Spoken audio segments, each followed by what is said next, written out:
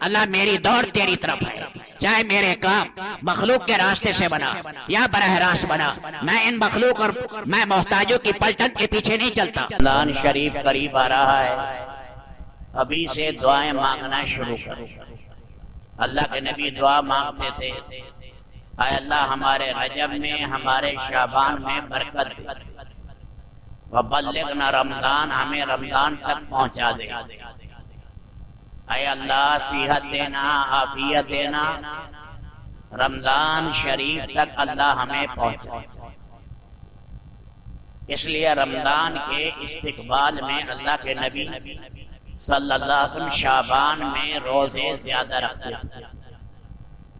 بڑے فرض عمل سے پہلے شریعت ایک عمل کراتی ہے تاکہ وہ فرض عمل صحیح ادا ہو جائے۔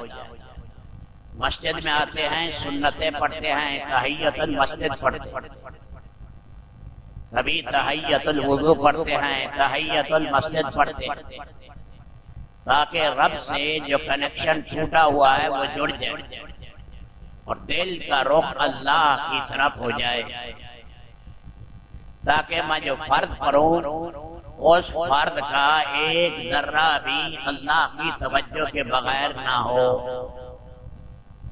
اس لیے نوافل سے فرض کی طرف جائے، یہ اس فرض کا استقبال ہے۔ اس لئے جس آدمی کا نفلیں پڑھنے کا جی نہیں چاہتا، اس کے فرض ناقص ہیں۔ نوافل آدمی اہتمام سے پڑھے تاکہ فرائض میں جان آئے۔ فرائض کی کمی ان نوافل سے پوری کی جائے گی۔ نوافل میں محنت کرے گا، فرض میں دھیان آئے گا، فرض میں کمال نور اللہ پیدا کریں گے۔ حضرات صحابہ کرام اور نفلیں بھی دھیان سے پڑھ رہے ہیں۔ صحابی کی نگاہ چلی گئی، باغ میں چڑیا جو ہے انگور کے خوشے پر بیٹھی ہے، وہاں نگاہ چلی گئی، بھول گئے کتنی رکعت تھی۔ بس فرمائے یہ چیز میرے رب کی یاد میں آ گئی ہے، لہذا سارا باغ اللہ کے نام پر صدقہ کر دیا۔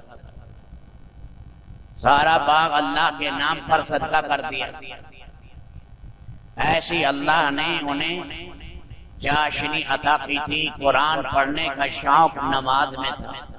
یہ اللہ سے ہم کلام ہونا ہوتا، اس لیے کہا یہ شعبان کے روزے، یہ رمضان کا استقبال ہے۔ تھکاوٹ اور روزوں میں ہوتی ہے جن میں مسلسل رکھے جائیں۔ اگر صوم داؤدی ہوں، ایک دن چھوڑ کے ایک دن روزہ رکھے، نفلی روزہ، اس میں اللہ پاک ذوق بھی نہیں ہونے دیتے۔ سنت میں اللہ نے نور رکھا، سنت، تاکہ رمضان المبارک آئے، اس کا ایک ایک لمحہ قیمتی بنے۔ اللہ تعالیٰ سے صحت بھی مانگیں، دعائیں بھی مانگیں، رمضان میں اگلا رمضان نصیب ہو نہ ہو، یہ رمضان ایسا گزارے ہماری اور امت کے انقلاب کی راہیں ہموار ہو جائیں۔ کثرت سے اس میں قرآن کریم کی تلاوت ہو، تراویحاں شوق کے ساتھ پڑھی جائیں۔ کوئی گھر میں بے روزے کے ساتھ نہ رہے۔ خواتین کی مجبوری ہے تو بعد میں وہ روزے قضا کرنے پڑیں گے، فرمایا وہ بخشش کی امید نہ رکھے جس نے رمضان کی نہ قدری کی۔ جبریل علیہ السلام اور حضرت محمد صلی اللہ علیہ وسلم نے، وہ فرشتوں کے سردار، اب نبیوں کے سردار نے اس کے لیے بد دعا کی۔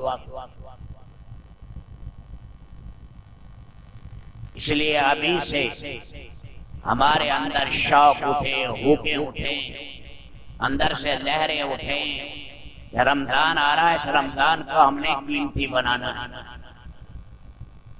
جو حافظ ہیں ابھی سے اپنی جگہ کی تعیین کریں، مصلی سنائیں، مسجد میں جگہ مل جائے وہاں سنا دیں، گھر کی بیٹھک میں جگہ مل جائے وہاں سنائیں۔ گھر میں مستورات کو بھی سنا بیٹا آئے بھائی آئے گھر میں مستورات کو سنائے،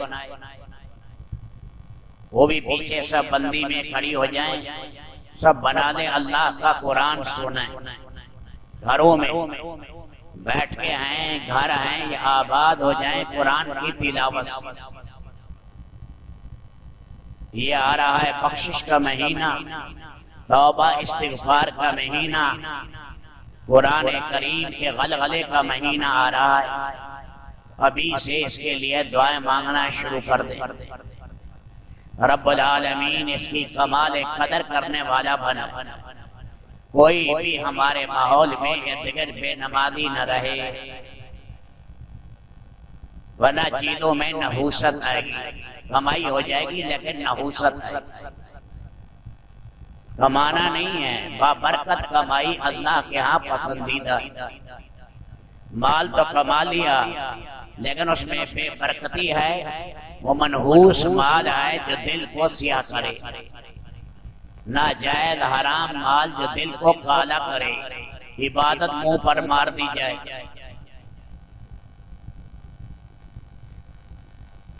اس لیے کوشش کرنی ہے رمضان میں افطاری یا سحری حلال سے ہو،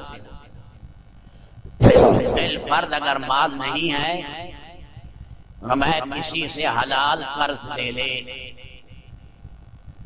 اللہ اس کی برکت سے آگے سب ہمیشہ کے لیے حلال کا بندوبست کر دے۔ افطاری اور سحری حلال سے ہو، ملائکہ اس کے لیے رمضان کی راتوں میں بخشش کی دعا کرتے۔